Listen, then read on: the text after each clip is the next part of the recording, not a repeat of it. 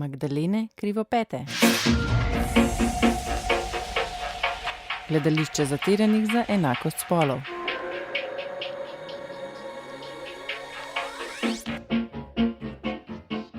Lepo pozdravljeni v 4. podcastu Magdalene Krivopet. Tokrat sva z vami Naja in Nežka. Gostiva pa gostjo, Mojco Plesničar, ki nam bo nekaj več povedala o tem, kakšne so kazni z področja spolne kriminalitete. Najprej nekaj za uvod o naši današnji gosti. Mojca Plesničar je znanstvena sodelavka na Inštitutu za kriminologijo in docentka na Pravni fakulteti Univerze v Ljubljani. Izobraževala se je na ljubljanski pravni fakulteti ter na Univerzi v Oxfordu. Raziskovalno pa se ukvarja predvsem s temami kaznovanja in odločanja o kazenskem pravu. Je aktivna članica širše Evropske raziskovalne skupnosti, obenem pa tudi redno prispeva k razpravam o oblikovanju slovenskega kazensko-pravnega prostora. Povabili smo jo v podcast tudi zaradi tega, ker je sodelovala pri raziskavi o kaznovanju spolne kriminalitete v Sloveniji, ki jo je skupaj z drugimi avtorji, tudi Aleksejem Jankovićem in Loro Briški, objavila v prispevku, na katerega smo naleteli pa potem tudi v publikaciji. Kakšni so bili, na primer, cilji raziskave, kaj se je želelo ugotoviti pri tem? Raziskavo je naročilo Ministrstvo za pravosodje z željo ugotoviti, kako se pri nas sploh kaznuje kazniva dejanja z področja spolne kriminalitete, kaj so neki ti prevladujoči vzorci pri kaznovanju, kakšne so recimo zelo grobe številke, pa tudi dlje od teh grobih številk, kakšni so razlogi, zaradi katerih se tako kaznuje, kakor se, ne? Katere okoliščine sodišča upoštevajo, kako jih tehtajo. In splošno smo želeli bolje razumeti, kako kaznujemo tovrstna kazniva dejanja pri nas. Zdaj, a bi za začetek lahko na kratko definirali ta 4 temeljna kazniva dejanja spolne kriminalitete in v čem se razlikujejo? So kakšne težave pri določevanju, za katero kaznivo dejanje gre, pa zakaj je sploh to določanje pomembno? Na kratko težko. Zdaj, kazniva dejanja na splošno so pri nas definirana vnaprej. To je moderna civilizacijska pridobitev, se pravi, da vemo vnaprej, kaj je prepovedano in kaj je dovoljeno. In kadar vemo, kaj je prepovedano, da vemo tudi, kakšna kazen je temu pripisana. S tem, kako resno kazen pripisujemo, ponavadi nekako hočemo povedati, koliko je to kaznivo dejanje zares hudo, ne? Koliko je grozno. Če je hujša zagrožena kazen, pol gre za hudo kaznivo dejanje, če je blažja, pol gre še zmeraj za neko resno stvar, ampak manj hudo. Zdaj, z področja spolne kriminalitete imamo več kaznivih dejanj. 4 nekako jemljemo kot ta temeljna, ampak sem spada tudi recimo vprašanje zlorabe prostitucije in podobno, ne? Ta 4 kazniva dejanja, ki smo jih mi podrobneje obravnavali, imajo pa nadaljnjo težavo, in sicer to, da vsako od njih pozna več oblik, več načinov, kako ga lahko naredimo, ne? In zdaj, če vzamemo kaznivo dejanje posilstva, ne, imamo kaznivo dejanje posilstva zelo popreproščeno, pomeni, da nekdo nekoga prisili v spolni odnos, ne? To pa lahko počne na več načinov in naša zakonodaja za posameznega od teh načinov predpostavlja nek svoj kaznovalni okvir, nek svoj kaznovalni razpon, ker so eni načini hujši od drugih, ne? In recimo pri posilstvu imamo neko osnovno obliko, ki zdaj po novem, se pravi od spremembe leta 20 naprej, pomeni spolni odnos brez privolitve, ne? Potem imamo to, kar je bila prej osnovna oblika, pa je zdaj kvalificirana, torej imamo spolni odnos povzročen s silo, ko nekdo nekoga prisili, ne, s tem, da ga drži, da ga ne pusti, ali pa mu kaj hudega zagrozi, ne. Potem imamo pa še hujšo, še bolj kvalificirano obliko, kadar recimo to kaznivo dejanje stori več storilcev hkrati, ne. In vse te oblike spadajo pod kaznivo dejanje posilstva, ampak so nekako razčlenjene že vnaprej.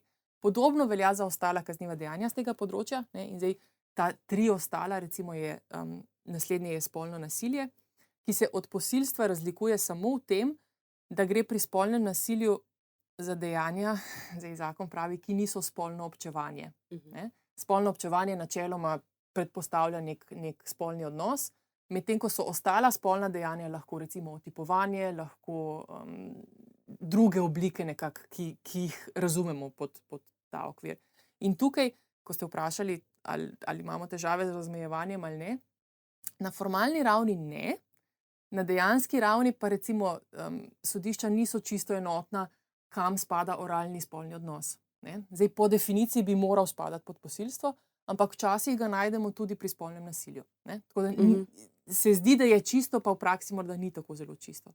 Naslednje kaznivo dejanje se nanaša na specifične žrtve, torej gre še zmeraj za neko spolno ravnanje, ki pa je izvršeno proti točno določenim žrtvam in tem rečemo ranljive žrtve. Sem spadajo običajno torej žrtve, za katere predpostavljamo, da ne morejo izraziti svojega nesoglasja oziroma da se ne morejo upirati. Ne.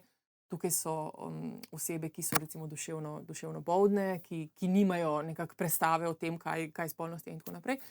Pa tudi druge bolj problematične oblike sem umeščamo. Četrto, to nekako temeljno kaznivo dejanje, pa se spet nanaša na posebno kategorijo žrtev, to so pa otroci. Ne. Torej, v Kazenskem zakoniku v tem členu specifično definirani kot mladoletniki oziroma osebe mlajše od 15 let, ki jih pa spet, podobno kot pri posilstvu, ne,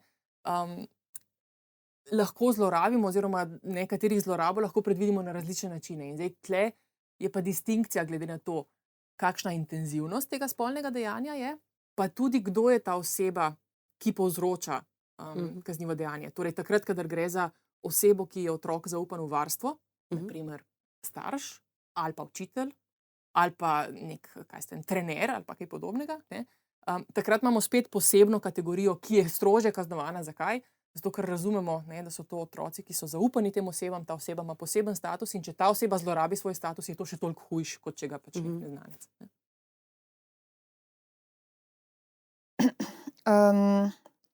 Torej v svoji raziskavi ste tudi potem ugotovili, da je kaznovalna politika blaga in neenotna.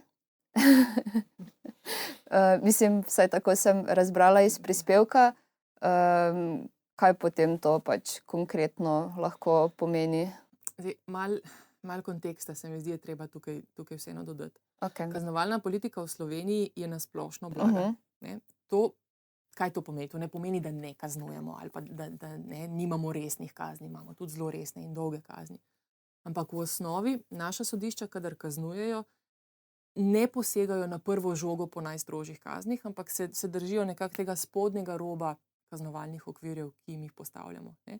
To običajno razumemo in interpretiramo kot dobro. Imamo družbe v svetu, ki so šle v zelo hude skrajnosti poseganja po zelo hudih kaznivih dejanjih. Imamo recimo najbolj klasičen primer so Združene države Amerike, kjer imajo recimo število zaprtih oseb 100-krat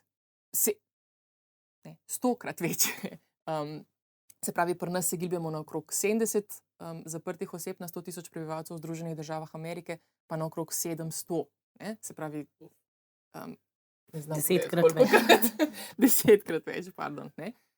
Se pravi, ker je tako veliko število zaprtih oseb, da to povzroča sistemske težave, ne? In ne rešuje problema kriminalitete. Tako da to, da ne sodimo v to skrajnost, je dobro. Ne? To, da smo zmerni pri kaznovanju, je v sodobnem, modernem svetu razumljeno kot prednost, kot neka dodana vrednost sistema, ki je sposoben problem kriminalitete reševati tudi na drugačne načine. In tudi, ko gledamo kriminaliteto v Sloveniji, ni ta nič višja ali pa nič hujša, še posebej ne hujša, no, kot v nekaterih drugih državah, recimo, ki imajo morda strožje kaznovanje. Okay. Toliko za nekak okvir. Zdaj, znotraj tega imamo potem, kot sem že rekla, različna kazniva dejanja, ki jih različno intenzivno kaznujemo. Ne? In spolna kriminaliteta gotovo spada tako, na nominalni ravni med hujše oblike kriminalitete. In tukaj nekako pričakujemo morda strožje obravnavanje, strožje kazni, že po sami naravi, zato ker so strožje kazni zagrožene, ne? Potem pa morda vendarle tudi glede na naravo teh kaznivih dejanj znotraj tega. Kar se pri nas izkaže je, da sodišča zelo intenzivno razpravljajo o tej teži teh kaznivih dejanj, torej kako so to huda kazniva dejanja, kako so grozljiva, kako so res najhujše, kar si lahko na tem področju zamislimo in tako.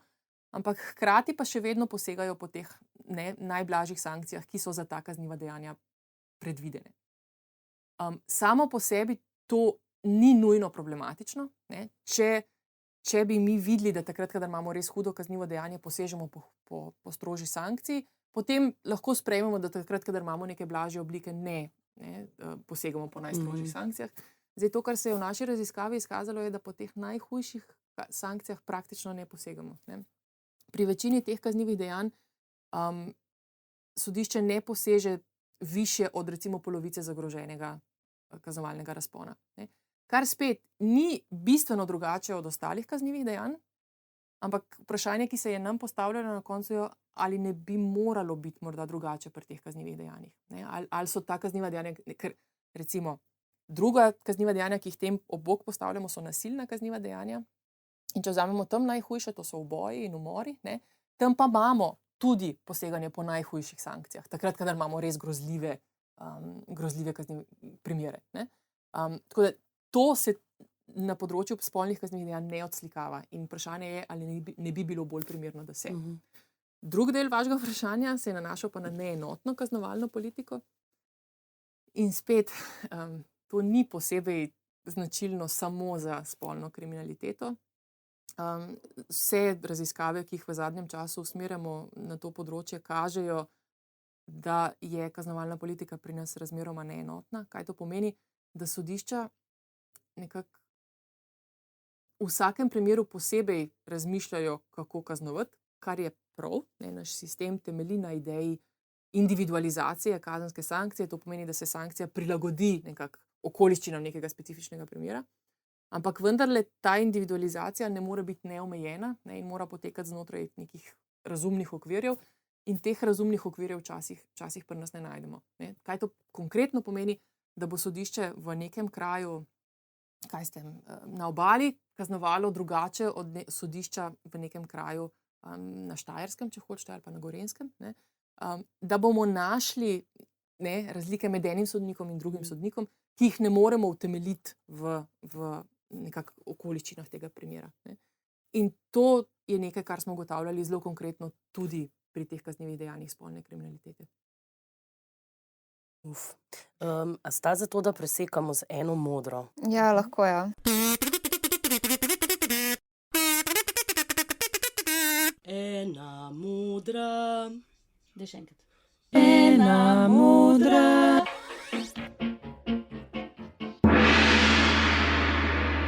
Ena modra je rubrika, stalna rubrika, v kateri vse sedeče za omizjem pri tem podcastu pokomentiramo neko aktualno mizogino ali pa kako drugačno nasilno dejanje in ga pač poskušamo osvetliti v luči glede na svoje izkušnje, glede na svoje mnenja. Primer, ki ga imamo tokrat v rubriki Ena modra, je pa naslednji. Neko žensko je na vaški zabavi neznanec udaril po zadnjici. Seveda se je na to odzvala negativno, ampak je potem dejanje ponovil še enkrat. In zdaj je vprašanje, ki ga obima zastavljam, oziroma več vprašanj. Ali naj bi tovrstno spolno nasilje ta oseba prijavila in če bi ga, kaj bi se zgodilo?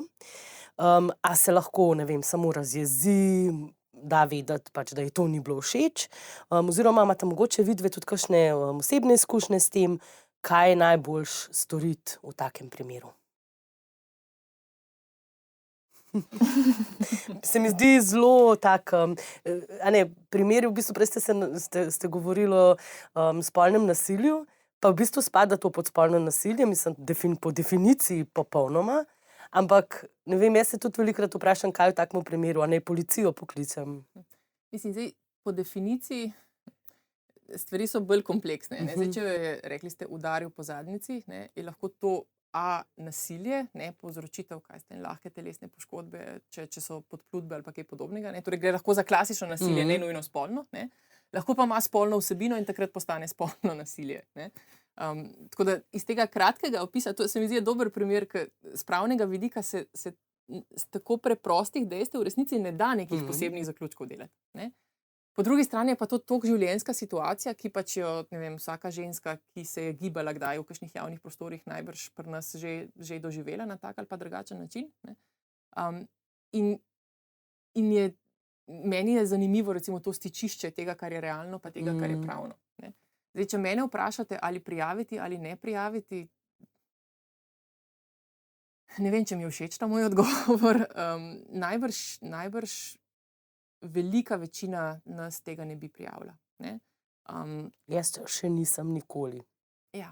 Ja, se v bistvu, torej, ko sem se enkrat pogovarjala v bistvu o podobni situaciji, mi je bilo zanimivo sami pri sebi pač razmišljati tudi o tem, da pač, če bi se šlo samo pač za udarec po zadnjici, pač niti najmanj ne bi pomislila, da je to sploh pač je neka neprijetnost, ki se mi je zgodila, ampak ne vem, to, kaj bi prijavila, bi bilo pač neko kot hujše dejanje, ne, pač ne vem, res posilstvo ali pa neki pač, že če bi iz, naprimer, neke situacije, kjer bi mene v bistvu neka oseba kako bi rekla, pač v narekovajih v kot potisnila, ampak bi jaz prišla iz te situacije ven, še vedno ne bi mislim, ali pa bi prijavila, no, ampak Pa zakaj se ne bi to beležilo? Ne? Se tudi spolno nasilje ali pa nasilje, tudi če gre samo pač spet v navednicah za udarec po zadnjici, se še bi vedno lahko prijavilo in beležilo. Ne? In mogoče bi se potem tudi, ne vem...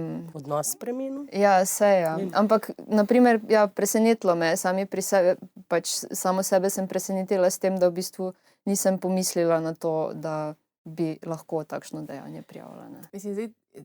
Tehtanje se mi zdi, ki ga moramo narediti, je na eni strani škodljivost takega ravnanja, ne, in zdaj škodljivost enkratnega takega ravnanja pač ni zelo, zelo huda, zelo, zelo intenzivna. Ne. Problem je, ker se nam ta dejanja akumulirajo in pa nimamo enega dejanja, ampak imamo neko razširjeno družbeno prakso, če hočemo. Ne. Na drugi strani imamo pa kazensko pravo. Kazensko pravo ni rešitev za to vprašanje. S kazenskim pravom mi ne bomo spreminjali družbene prakse. Ne. Tako da po eni strani kazensko pravo obremenjevati s stvarmi, ki so relativno majhnega pomena, ne, katerih vrednost v individualnem primeru ni zelo intenzivna, je problematično, ker s tem pač izgubljamo čas in energijo na stvareh, ki niso tako zelo pomembne, namesto da bi jo uporabljali pri tistih primerih, ki so res hudi. Ne.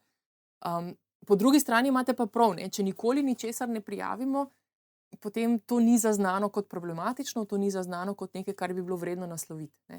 Res pa je tudi, da če gledamo z druge strani, kakšna bi bila pa ustrezna kazensko-pravna reakcija na tako dejanje. Ne. Kaj bi zdaj v tem primeru, kaj bi razumeli kot ustrezno sankcijo?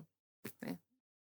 Ja, jaz v bistvu sploh ne mislim, da bi tukaj nujno bila sankcija, ampak kakšna bi bila po vajinem reakcija, ki je primerna? A zdaj spregledati, ker pač bom čim bolj tih, pa mu ne bom dajala pozornosti, velikokrat se pač tako rešujejo določene situacije, da ne vem, meni, ko so mi v osnovni šoli šlatali fantje, so mi učiteljice rekle, da je to zato, ker delam štalo iz tega, ne.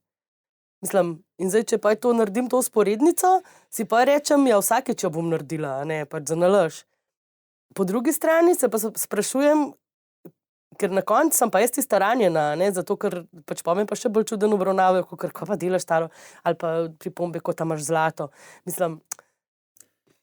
Jaz načeloma, res sem mogoče že malo prestara, da bi se v teh situacijah znašla v zadnjem obdobju, ampak načeloma starejša, ko se mi zdi, bolj razumem, da je pomembno reagirati na vsako tako stvar. Ne samo na otipavanje, tle sploh ni vprašanja, ali reagirati ali ne. Jaz mislim, da reagirati je treba in to odločno. Ne, in se tudi v tem primeru ste rekli, najprej ste že enkrat, mislim, ta oseba enkrat že reče ne, pa se potem ponovi in ta ne mora biti drugič izrazito poudarjen. Ne. Ampak ne samo v takih primerih, tudi v primerih, ko gre za neprimerne, neke neprimerne šale, ki namigujejo na to, pa je tebi ob njih neprijetno. Ne.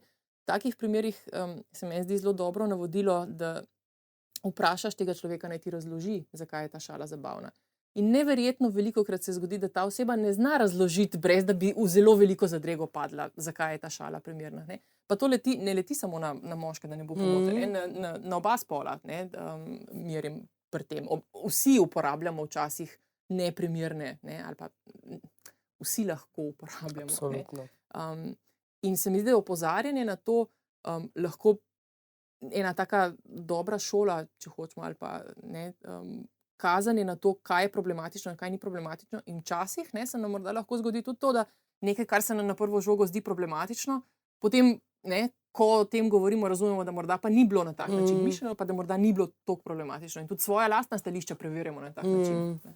Tako da jaz mislim, da reakcija absolutno ja, ne pa mogoče ta najhujša z vsemi topovi.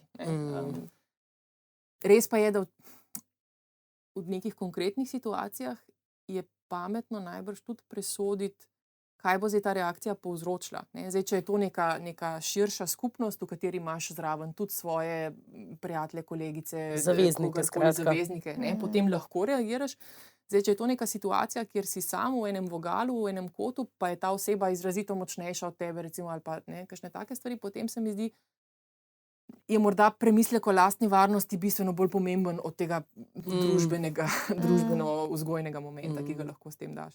Ja, se tudi ta razmislek o lastni varnosti tudi v bistvu velja, ker je pač fino, itak, da se odzoveš v bistvu na reakcijo in da se, na dejanje in da se v bistvu tudi tvoja okolica odzove na to. Torej, tudi če nisi ti udeležen v tem, je pač, če vidiš nek problem oziroma neko dejanje, ki nekomu drugemu ne paše, je smiselno, da posežeš v to, ampak hkrati je verjetno zelo pomembno pač ta v bistvu zavedanje pač glede varnosti torej sebe in drugih ljudi. Tako da ja, v bistvu, da ne greš v situacijo še bolj, če vidiš, da je nevarna zate ali pač za drugo osebo. Tako da ja. To je bila ena modra.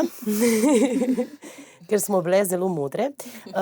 Zdaj bi pa, jaz mogoče se tukaj navezala na malce je povezan s to situacijo, namreč zanima me, a se sploh, kakšne so recimo, prej smo govorili o teh, kakšne so kazni, pa da se posega v bistvu večinoma po teh nižjih, na spodnjem robu. Me pa zanima, obstajajo kakšne alternativne kazni ali pa ukrepi, ki so poleg teh predpisanih kazni, recimo, ne vem, udeležba na tečaju nenasilne komunikacije, zmišljujem se zdaj, ali pa, ne vem, in tudi, a se v bistvu sploh spremlja, kaj se s temi obsojenimi dogaja po samem procesu, torej, ko so obtoženi, a se vračajo v pač neke take podobne situacije. Torej, ta kazniva dejanja so izvzeta iz možnosti, da bi se na mesto zapora zanje izrekali alternativni ukrepi, recimo delo v korist skupnosti ali pa podobne stvari. Se pravi, ne moramo imeti takih alternativ.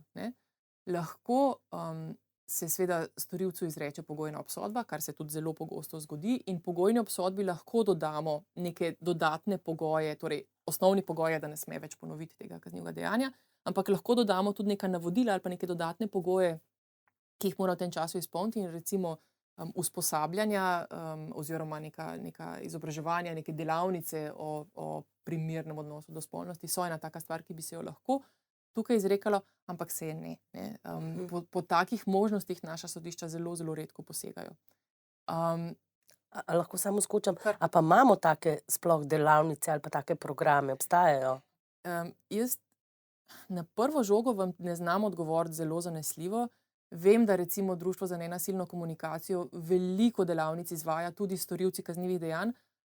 Popolnoma prepričana sem, da storilci nasilnih kaznivih dejanj, ne vem pa, če tudi posebej storilci spolnih kaznivih dejanj. Bojim se, da mogoče ne čisto, ne vem pa, če jih zajemajo tudi v to širšo kategorijo ali ne. Škoda, ko so bili v prejšnjem podcastu, pa jih ne moramo vprašati. Zdaj, kar se pa storilcev, ki grejo v zapor tiče, zapori imajo določene programe dela z storilci spolnih kaznivih dejanj, v katere so pač ti storilci vključeni in v njih sodelujejo pač tudi glede na to, kako so sami pripravljeni v teh programih sodelovati. Kako so uspešni in kako niso uspešni, vam pa ne znam povedati. Najbrž je nasloviti problem na vsak način dobro, zdaj, koliko se da zares narediti in koliko ne v takem okolju, je pa drugo vprašanje. Še en del vprašanja je bil na koncu. Če se spremlja sploh, kaj se s temi storilci dogaja po izrečeni sodbi, Ali je to potem samo zgolj pravno formalno v smislu, pač ja, zdaj pa pretekla ta preizkusna doba?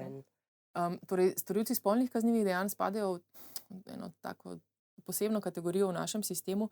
Načeloma, ko oseba stori kaznivo dejanje, je za to kaznivo dejanje kaznovana, kazen odsluži in po določenem obdobju, glede na dolžino te kazni, se ta kazen izbriše iz kazenske evidence. To pomeni, da ta oseba postane nekaznovana. Ne? To velja tudi za spolna kazniva dejanja, ampak ker so tukaj zagroženi višji razpon, je to obdobje daljše.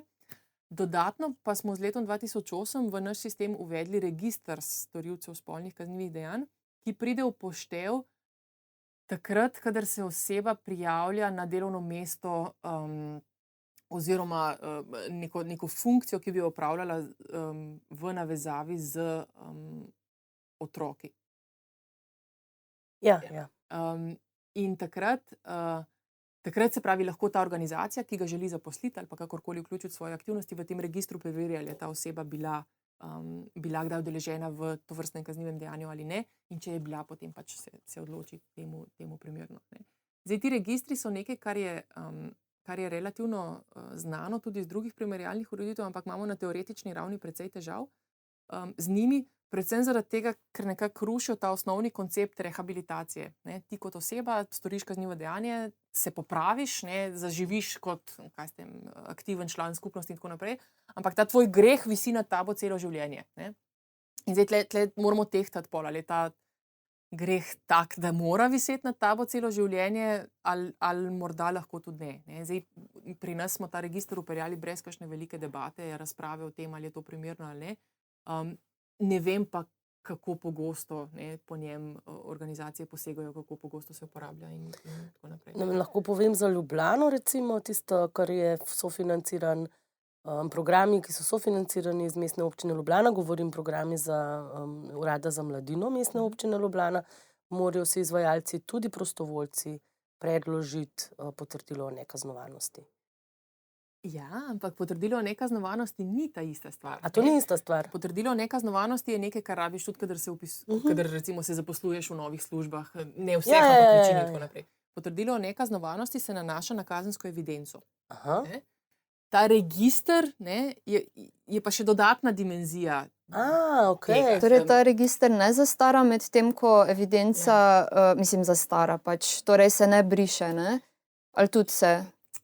Ne, register se ne briše, ne vem pa, če bo zdaj v tej evidenci zabeleženo tudi to, da si zapisan v registru ali ne. To podrobno pa ne znam teh stvari. Se pravi, po preteku neke te poskusne dobe bi načeloma dobil potrdilo o nekaznovanosti, kljub temu, da si mogoče bil nekdaj obsojen. Ne po poteku poskusne dobe, po daljšem obdobju potem. Po daljšem obdobju, okej. Ja. Mislim, se sam tako pač, da smo točni, da ne bomo kakšnih lažnih informacij dali. Prav. Okay.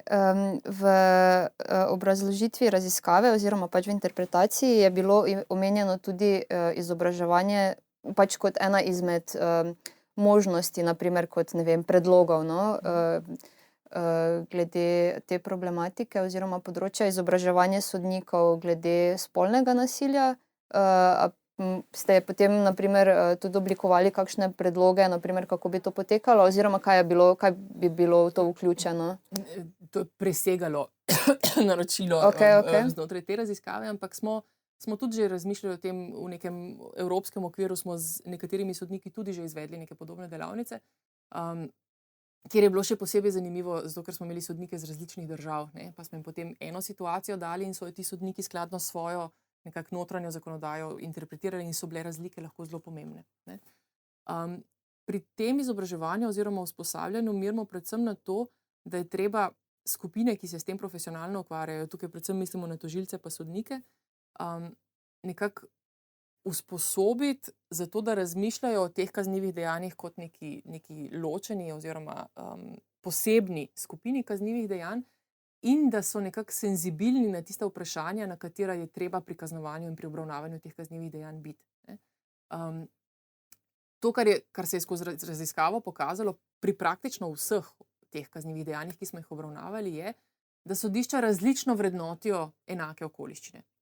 In to je nekaj, kar se da izboljšati v tem smislu, da se sodnikom, da se skupaj sodniki, ne da jaz zdaj njim razlagam, kaj početi, jaz si ne vzemam nobenih idej, da imam zdaj zveličavno resnico in da bom zdaj jaz prišla in nekomu razložila, ampak da se skupaj nekako predebatira, kaj je primerno in kaj ni primerno. A je to, da je recimo potekel dolg čas od kaznivega dejanja do takrat, kadar se kazen izreka, dejavnik, ki naj vpliva v vseh primerih, ali je to dejavnik, ki samo v nekih specifičnih okoliščinah vpliva, ali je pomembno, zakaj je ta čas potekel, kako zdaj to stvar interpretirati. Ne?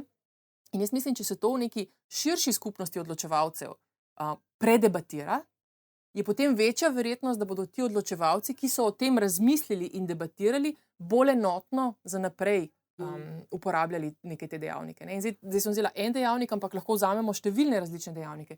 Vprašanje je recimo starševstva otrok. Ne? Se pravi, če je storilec starš otrok, se to v slovenskem sistemu običajno razume kot olajševalna okoliščina, zato ker je dolžan za njih skrbeti. Ne? Ker to, da gre potem ta starš v zapor, recimo pomeni neke posledice tudi za te otroke, za katere zdaj zmanjka nek finančni vir, recimo, zelo poenostavljeno. Ampak samo dejstvo, da storilec ima otroke, gotovo ni dovolj, čeprav sodišča včasih tudi to klukso naredijo. Ne? Nekatera sodišča recimo so šla dlje in so rekli, ne, ni dovolj, da ima otroke, izkazati mora, da za njih tudi skrbi, ne? In je dal pač potrdila, da za njih tudi skrbi. Ne? V enem primeru smo imeli sodišče, ki je pridobilo mnenje Centra za socialno delo o odnosu tega storilca s svojimi otroki, ne? In še bistveno globje raziskal ta dejavnik. Ne? In zdaj najbrž lahko najdemo nek širši konsens o tem, v katerih primerih je ta okoliščina pomembna in bi jo bilo treba upoštevati in v katerih morda ni toliko pomembna in relevantna. Ne? In ko govorimo o izobraževanjih, usposabljanjih, govorim v resnici bolj o debati oziroma o neki razpravi te skupnosti, ki odloča o tem, kaj je pomembno in kaj ni pomembno. Ne? In običajno se da to zelo lepo delati na nekih konkretnih primerih v obliki delavnice, kjer se potem te razprave odprejo in že samo razpravo lahko damo nek prostor in čas razmisleka o določenih dejavnikih. Tako kot smo prej rekli, če sam zase razmisliš, imaš pač nek omejen okvir. Ne? Ko to debato odpreš in se pogovarjaš z drugimi, morda vidiš, da so tvoja stališča napačna, jih morda korigiraš, popraviš ali pa nekaj druge poučiš o tem, zakaj to, kar oni počnejo, da ni v redu. Ne? Meni se sam še eno vprašanje se mi zdaj podi po glavi. Tako me v bistvu kar malo mori, da rečem. Prav ta, meni se zdijo recimo spolno nasilje pa nasilje po spolu se mi zdi malo drugačno, kako ne rečem temu, kaznivo dejanje kot pa kakšno drugo. Predvsem stališča, da se veliko bolj obravnava tudi žrtev. Mislim, se pravi, žrtev je v tem postopku, po mojem mnenju napačno, postavljeno v bistvu ravno tako na sodišče. Ne? In zato me zanima, a se tudi usposabljanje, mislim, a smo tudi ljudje, ki pač so na sodišču, se pravi tožilci in sodniki, a so usposobljeni za to, da v bistvu ne bi smela, mislim, če meni nekdo ukrade avto, ne bo noben obravnaval, kako sem bila oblečena, ko sem pač ta avto tam parkirala, recimo. Če pa me nekdo posili, pa pač to vprašanje kar naenkrat. Kje v pravu, recimo, bi lahko to... Mislim, mi imamo recimo konkretne primere sodb, kjer sodišče zelo jasno reče, to ni relevantno za ta postopek. Debata o spolni preteklosti te osebe oziroma celo o kulturi, iz katere izhaja ta oseba, ki naj bi bila bolj promiskuitetna ali pa kaj podobnega, to ni relevantno za konkretni primer. Imamo, se pravi, primere, kjer sodišče zelo jasno postavi ločnico med tem, kaj je sprejemljivo pa kaj ni sprejemljivo. Imamo pa tudi primere, kjer se te stvari zelo subtilno, včasih pa tudi zelo grobo spustijo v postopek.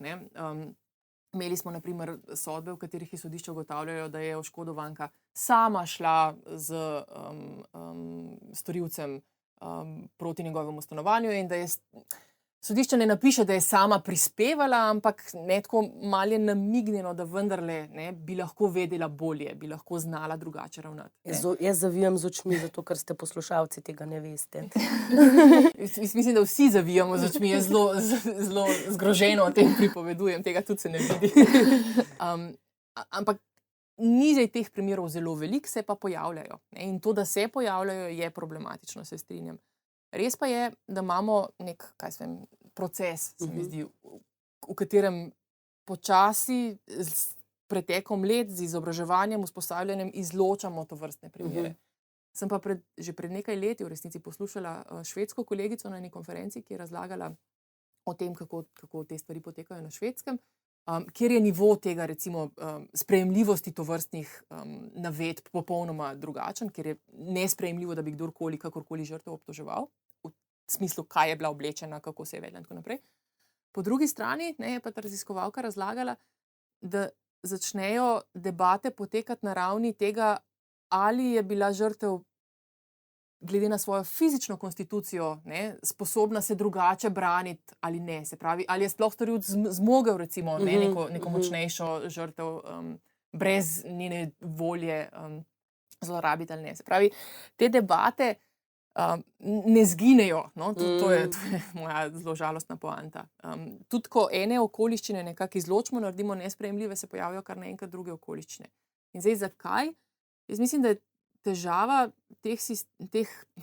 teh procesov na eni strani v tem, da imamo velikokrat situacijo, kjer imamo dejansko storilca in žrtev sama, izločena, nimamo prič, nimamo drugih dokazov.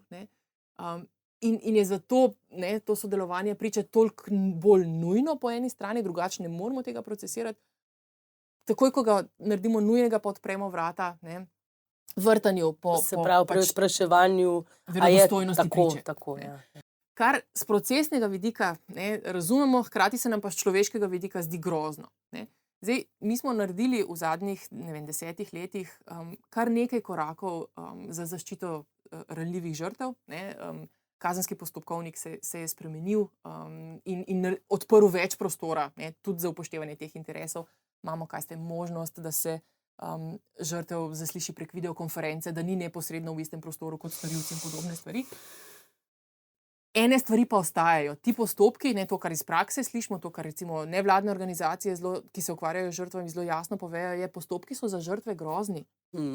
Mislim, pustimo celotno ponavljanje travme, ki jo moraš pač reproducirati in vsakeč znova ponavljati in s tem vsakeč znova mogoče malo doživljati. To je neizbežno na nek način, temu se ne moramo izogniti. Hkrati pa tudi način, kako pristopamo do teh žrtev, ni vedno tak, kot bi lahko bil. In tle imamo še precej prostora za narediti stvari boljše in drugačne. Jaz mislim, da zdaj prej smo se pogovarjali, ali prijaviti ali ne prijaviti. Že jasno sporočilo, kam to mejo postaviti, je drugo vprašanje, ampak jasno sporočilo v smislu, ja, prijaviti, ker je pač resne stvari treba prijavljati, ker to so resne stvari, ker ni normalno, da nek mladostnik svojo sošolko otipava vsakeč, ko je sreča na hodniku. Že to sporočilo, da je treba prijavljati, bi bilo nekako koristen korak v smeri boljšega obravnavanja. Tudi to, da se ljudje, ki profesionalno obravnavajo te primere, nekako postavijo v pozicijo razumevanja, v smislu, to je resen družbeni problem, ki ga lahko rešujemo ne samo na tak način, ampak tudi na tak način. Projekt Enakost spolov je zakon. In še zadnje vprašanje, ki smo ravno omenili posebno obravnavo določenih oseb oziroma žrtev. Zdaj, omenili ste ta videoklic, da se žrtev lahko da lahko priča prek videoklica, torej da ni prisotna tam, kjer je prisoten storilec oziroma obtoženi. Kaj pa, pred leti vem, da je bila pobuda oziroma da je celo nastajala neka varna hiša ne zdaj varna hiša kot nekje, kjer živijo. Hiša za otroke. Tako, hiša za otroke, ja. A to deluje? To deluje, to je zalaufalo, mislim, da zdaj že 2 leti najbrž nazaj. Zdaj, hiša za otroke in mladostnike se imenuje, je namenjena izvajanju zaslišanj in nudenju psihosocialne pomoči otrokom, mlajšim od 18 let, ki so žrtve ali priče nasilnih spolnih kaznivih dejanj. Stvar izhaja iz nekega islandskega modela otrokom prijaznega pravosodja. Sodišče torej namesto, da zaslišuje tega otroka v svojih prostorih, ki so zelo taki malo arhaični, vzbujajo strahospoštovanje, pa tudi sam strah. Ne. Namesto tega se otroka postavi v neko prijaznejše okolje, predvsem je pa ideja, da se mu takoj po izvedenem zaslišanju, prvič, da se zaslišanje izvede na način, ki je za otroka primeren, in drugič, da se mu takoj po izvedenem zaslišanju nudi psihosocialna pomoč. Ne. Torej, da se ga napoti k psihologu, če je treba, psihiatru, če je treba, zdravstveno oskrbo, socialno pomoč v smislu vključevanja centra za socialno delo, kadar je to potrebno in tako naprej. Ne. Se pravi, zmanjševanje neke retraumatizacije. Tako, ne, to je osnovna ideja in tudi zmanjševanje nujnosti ponavljanja recimo procesnih kaznivih dejanj. Ne.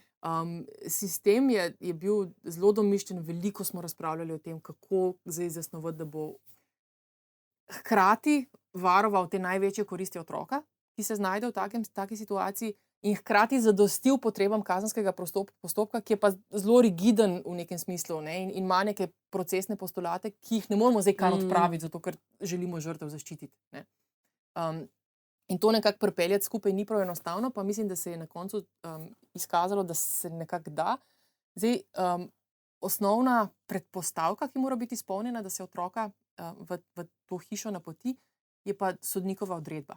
Ne? Se pravi, sodnik je tisti, ki zdaj ta vrata odpre ali pa ne. Ne? In tukaj bi lahko sodniki bili nekako bolj odprti do te novosti. Res pa je, da se sodni mlini meljejo počasi, torej da se spremembe v praksi počasi odvijajo. In da traja nekaj časa, preden se neka praksa sprejme, preden se ugotovi, ali funkcionira ali ne funkcionira. Probacija, recimo, je bila nekaj let nazaj neka totalna novost in so bili vsi malo skeptični, pa se je izkazalo, da je dobra novost in da funkcionira in da je smiselno uporabljati. Jaz upam, da se bo podobno zgodilo tudi s hišo za otroke. Ja. Da bomo ugotovili, da je to res dober način, kako otroke vendarle zaščititi pred temi dodatnimi negativnimi posledicami kazenskih postopkov. Še posebej v teh primerih, ki so res izrazito občutljivi in problematični. Okay. Torej bi na tem mestu še kaj dodali za na konec ali počasi zaključimo pogovor? Mislim, da smo bile kar izčrpne glede kaznovanja spolne kriminalitete oziroma kaznovalne politike pri spolni kriminaliteti. Mogoče še, a se obeta še kakšna dopolnilna raziskava na tem področju, sploh po sprejetju samo da pomeni da zakonodaje leta 2020? Ne vem. Mislim, definitivno raziskovalni interes za to področje obstaja in to je nekaj, kar ne bomo kar pustili v zraku. Res pa je, da so naše raziskave pač odvisne od financiranja. Tle je vprašanje, koliko bo pozornosti v to področje še zmeraj usmerjenih. Jaz mislim, da bi bilo zelo dobro ugotavljati, kaj je ta sprememba definicije, modela procesiranja spolnih kaznivih dejanj prinesla in kako se pozna v praksi. Po mojih nekih takih neformalnih poizvedbah se ne pozna kaj dosti. Kar ni nepričakovano. Saj smo vedeli, da ne bo neka revolucija. Sprememba je bila v marsikateri dimenziji bolj simbolna kot kaj drugega. Ampak vendarle bi bilo dobro ugotoviti, kje so zdaj neke ovire, zakaj recimo ne prihaja do prijav, zakaj se te prijave ne nadaljujejo in tako naprej. Tako da gotovo bi bilo po nekaj letih zelo dobro preveriti, kaj se dogaja in kaj se ne dogaja, in ne nazadnje tudi s sankcijskega vidika ugotoviti, a se zdaj ta nova kazniva dejanja, te nove oblike drugače kaznujejo kot ostale ali ne. In kako je to vplivalo. Ogromno vprašanje, ki bi se jih dalo raziskovati. To je. Poziv odločevalcem, da naj najdejo finančna sredstva za novo raziskavo, ki nam bo dala potem tudi podlago za nov podcast. Jaz se najlepše zahvaljujem najini gosti. Z veseljem. Pa tudi moji sovoditeljci. Ja, jaz se tudi zahvaljujem in najini gosti in sovoditeljici. Do prihodnjič vas lepo pozdravljamo. Čau.